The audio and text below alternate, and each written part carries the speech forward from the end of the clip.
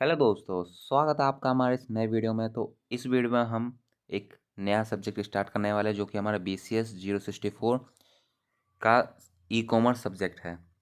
तो इसमें हम ई कॉमर्स जानेंगे कि ई कॉमर्स होता क्या है, और पेपर में ये क्वेश्चन पूछे भी जाते हैं 10 मार्क्स में या 5 मार्क्स या 8 मार्क्स में आते हैं। ये ई कॉमर्स, एम कॉमर्स, इनका वर्क फ्लो ये सब पूछे जाते हैं।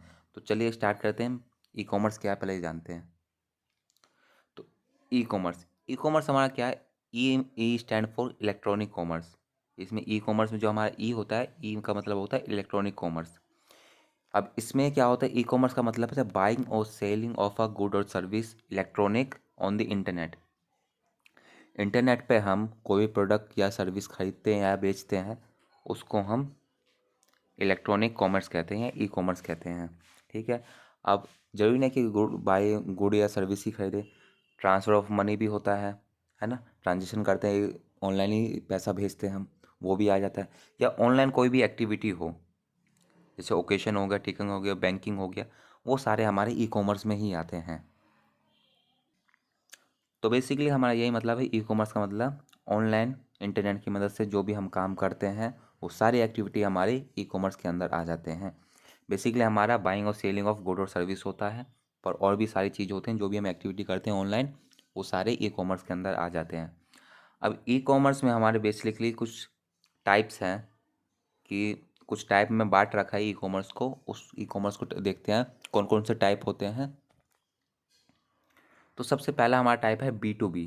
अब B2B stand for business to business.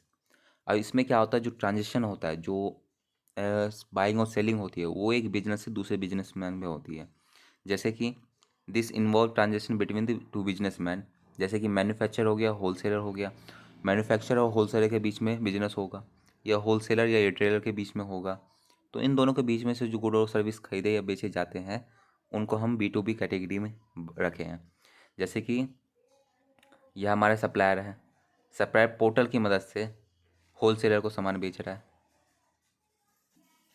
अब फिर होलसेलर क्या कर रहा है, ये फिर छोटे मोटे दुकान होते हैं रिटेलर, उनको सामान बेच रहा है। तो ये हमारा B2B आता है। ये एक बिजनेस वाला दूसरे बिजनेस से वो कर रहा है, एक तरह से बाइंग और सेल सर्विस कर रहा है, गुड कर रहा है। गुड का मतलब वही सामान हो जाता है एक तरह से। नेक्स्ट है हमारा B2C। B2C stand for business to consumer. इसमें क्या होता है, जो बिजनेसमैन डायरेक्टली हमारे कंज्यूमर से इंटरेक्ट करता है, उनसे बाय प्रोडक्ट बेचता है। ठीक है। अब ये हमारा मोस्ट कॉमन है, क्योंकि ज़्यादातर हमारे यही यूज़ होता है। मोस्ट कॉमन फॉर्म ऑफ है ई कॉमर्स। ई कॉमर्स का सबसे ज़्यादा कॉमन ये चीज़ है कि इसमें क्या बिजनेस मैन होता है, डायरेक्टली सेल करता है कंज्यूमर को वाया ऑनलाइन प्लेटफॉर्म। अब ऑनलाइन प्लेटफॉर्म कैसे होता है, कोई वेबसाइट हो सकती है या ऐप हो सकता है, जिसकी मदद से एक बिजनेसमैन से हम कंज्यूमर उसका प्रोडक्ट खरीद रहा है। जैसे कि ये सप्लायर है, ये बिजनेसमैन है एक तरह से। ये पोर्टल की मदद से, कोई ऑनलाइन प्लेटफॉर्म है, वेबसाइट हो सकता है या ऐप हो सकता है। अब इसकी मदद से कंज्यूमर यहाँ पर प्रोडक्ट खरीद रहा है बिजनेसमैन का। तो ये हमारा B2B मॉडल भी है। तो डेफिनेशन लिख के बाद अब डायग्राम भी बना दो तो मार्क्स मिलने के ज़्यादा चांसेस रहते हैं। तो मार्क्स यहाँ पर कटने के चांसेस नहीं रहेंगे, मार्क्स देंगे ही देंगे, डेफिनेशन विद डायग्राम।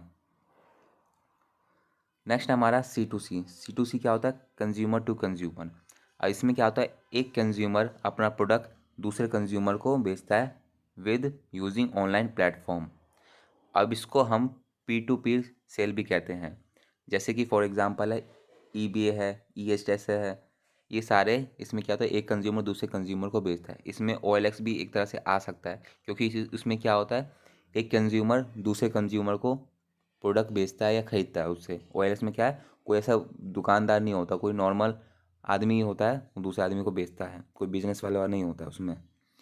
तो इसमें बेसिक स्ट्रक्चर डायग्राम देखोगे, एक कंज्यूमर है, दूसरा कंज्यूमर है, और ये कनेक्ट कैसे हैं, एक बेसिक मतलब बेसिक नहीं कहूँ, बीच में एक इंटरेक्ट कर रहे हैं एक पोर्टल से। ये पोर्टल में जाएगा, इसने अपना प्रोडक्ट लिस्ट कर रखा होगा, इससे कॉन्टैक्ट करेगा, इस कंज्यूमर से फिर ले लेगा वो प्रोडक्ट। तो ये हमारा बेसिक स्ट्रक्चर है C2C का। और नेक्स्ट हमारा आता है C2B। C2B stand for consumer to business. अब इसमें क्या होता है, जो हमारा कंज्यूमर होता है वो बिजनेस के साथ रिलेट करता है। जैसे कि in this model individual offer product और सर्विस टू बिजनेस।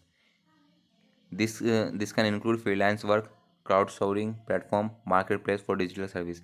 इसमें क्या होता है, एक तरह से वो फ्रीलांस वाला काम होता है जिसमें कि क्लाइंट होता है या बिजनेस वाला होता है, वो एक किसी बंदे को ढूंढता है जो कि उसका काम कर दे। तो इसमें कंज्यूमर क्या है, डायरेक्टली बिजनेस के साथ इंटरेक्ट कर पा रहा है। जो हमारा कंज्यूमर है, मेरा बिजनेस है कि कंज्यूमर को ढूंढ रहा है। अब कंज्यूमर किसका काम कर रहा है, डायरेक्टली बिजनेस वाले का काम कर रहा है। फ्रीलांस कैसे काम करता है कि हमें कोई क्लाइंट मिलता है, हम क्लाइंट का जो काम कहता है वो काम करके उसको दे देते हैं, फिर पेमेंट मिलती है। वही हमारा बेसिक कॉन्सेप्ट है कि इसमें क्या कंज्यूमर है, वो एक पोर्टल की मदद से क्लाइंट से जुड़ेगा, क्लाइंट का काम करके दे देगा। तो जैसे फ्रीलांस वाला काम होता है, सेम वही चीज़ है यहाँ पर। कंज्यूमर टू बिजनेस हमारा फ्रीलांस जैसा काम होता है, उसको बताता है। अब नेक्स्ट है हमारा B2G। B2G stand for business to government.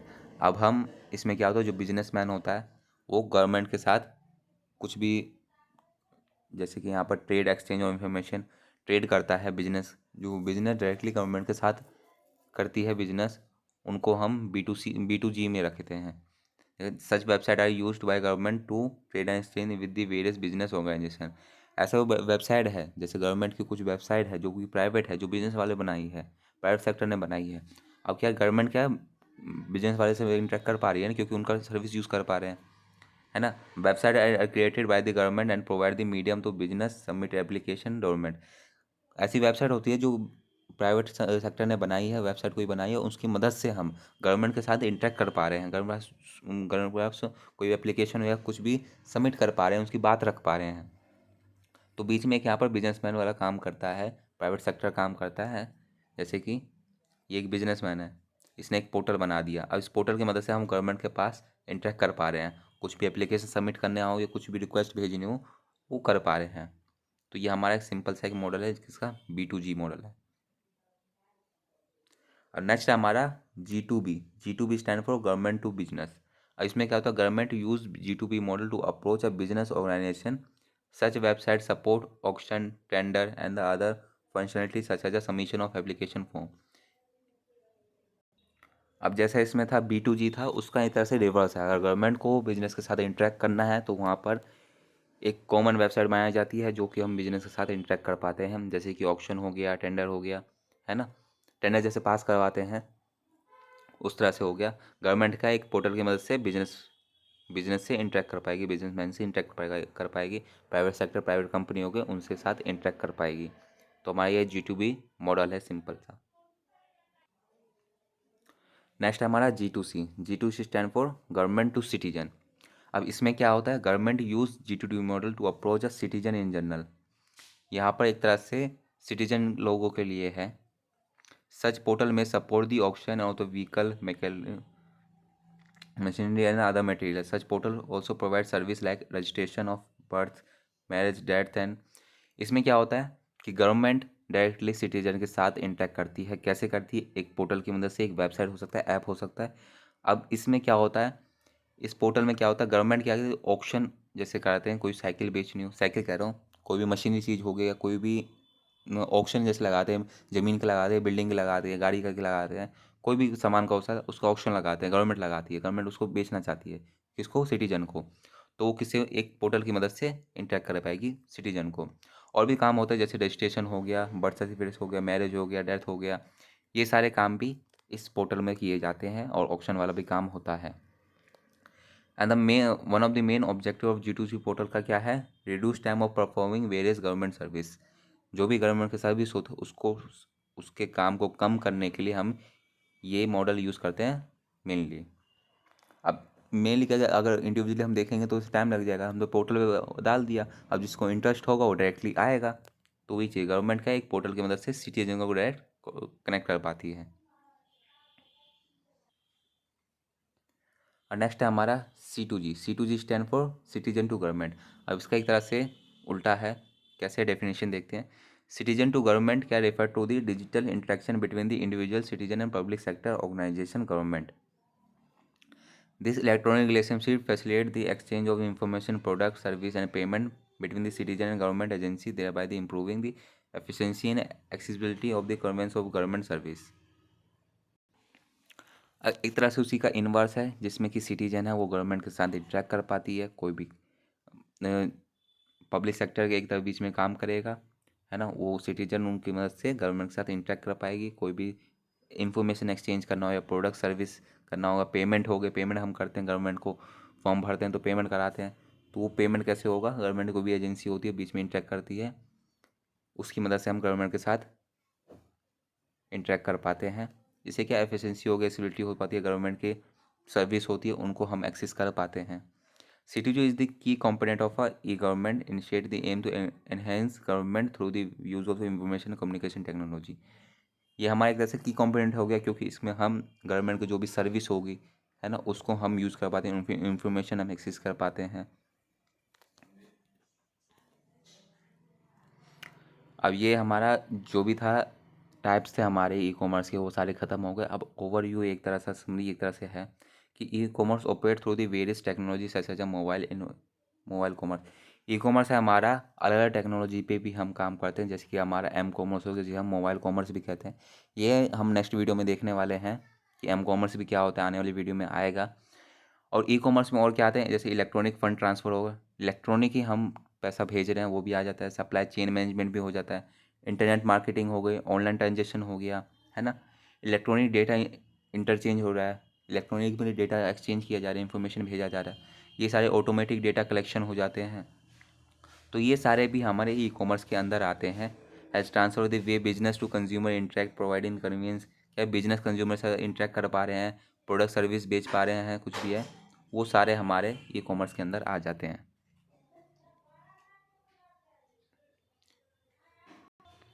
तो यहीं पे हमारा ई कॉमर्स पूरा कंप्लीट हो गया है।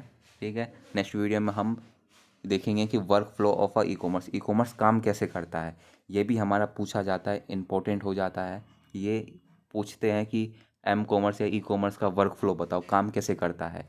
ये पिछले बार पेपर में आया भी था, 10 मार्क्स का था कि work flow of a e commerce. तो नेक्स्ट वीडियो में हम work flow of e commerce देखेंगे कि ई कॉमर्स कैसे काम करता है।